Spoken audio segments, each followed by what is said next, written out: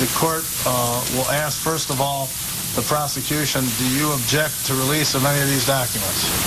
Your Honor, in each instance, the state will highly object. Thank you. Prosecutor Joyce. Attorney Farinacci, do you object to the release of any of these documents? Likewise, Your Honor, object to all three.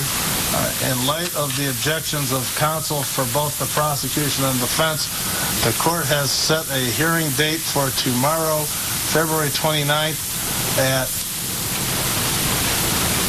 3:30 p.m. to hear any media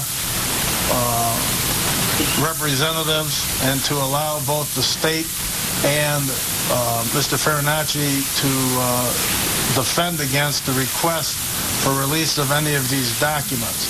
For those of you in the media, if you wish to have these documents released, you're going to need to file at least some sort of formal motion or request with the court and have somebody here representing you tomorrow at 3:30.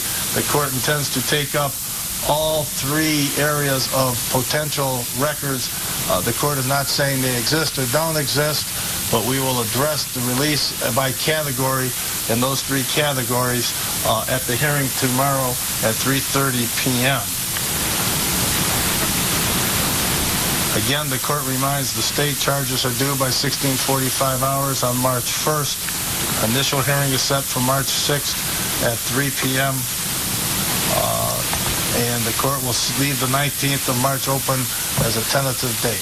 Mr. Farinacci, if you need additional time, the court will certainly be responsive, but the court intends to see this matter be moved quickly through the juvenile court process, as is the requirements under Ohio law. Thank you, Your Honor. Is there anything else to come before the court today? The people would like to object to the ruling not to photograph the juvenile. And the court... We'd like to ask a closure hearing if that's going to be the appropriate going forward.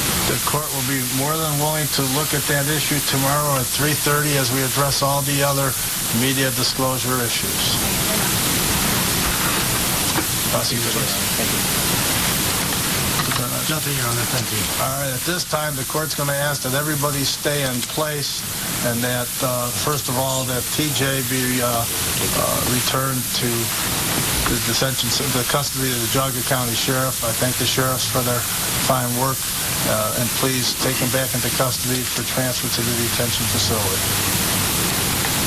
Thank you very much, Your Honor. And with that, it is just about over. It has gone 16 minutes and almost 17 minutes now, 16 minutes and 50 seconds right now. Judge Timothy Grindell in Geauga County Court most notably decided that there would be no photographing of the face of T.J. Lane or of his two aunts or of his grandfather, who were also in the court, and that presumably will be the case throughout this entire trial. He did say that he cautioned the media to be accurate in all of its reporting. And the attorney, Robert Farinacci of Lake County, has asked that there not be facial photographs of T.J. Lane, the two aunts, and the grandfather of T.J. The prosecution laid out its story of what happened at Chardon High School yesterday, and the prosecutor, named Joyce, described how the gunman went through the building, shooting students, and then fleeing the building into a wooded area. We did hear the voice of T.J. Lane, however, when he said, yes, sir, to a question asked by the judge when he asked if T.J. understood that he had a right to remain silent, and T.J. Lane did say, yes, sir, I do understand. The judge ordered T.J. be held in detention to protect the community, in the words of the judge, and to protect T.J. from emotional harm. There is another hearing which has been set for Tuesday, March the 6th at 3:30 there in juvenile court.